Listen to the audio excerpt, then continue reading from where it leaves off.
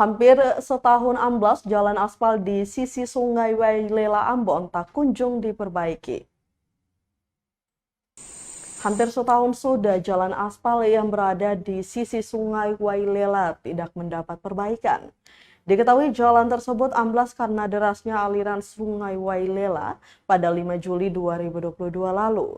Jalan itu merupakan akses utama bagi ratusan warga RT 002 dan RT 03 RW 001, Negeri Rumah 3, Kecamatan Teluk Ambon, Kota Ambon. Pantauan tribunambon.com sekitar pukul 3 sore di lokasi, terlihat jalanan yang amblas itu ditutupi warga menggunakan terpal.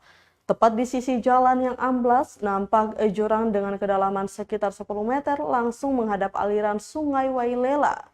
Jalan tersebut tak dapat dilewati kendaraan roda 4 maupun kendaraan roda 2. Warga yang menggunakan kendaraan roda 2 pun harus memutar kemudian melewati jembatan gantung yang berada di seberang sungai. Seorang warga Tribuners, Iqbal Ma'ruf, pun menyayangkan sikap pemerintah yang tidak memperhatikan kondisi jalanan rusak itu.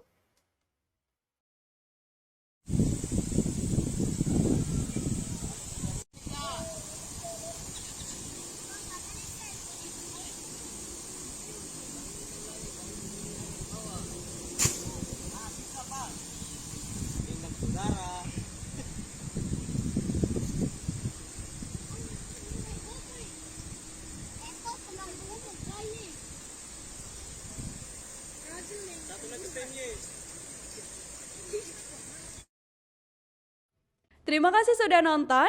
Jangan lupa like, subscribe, dan share ya.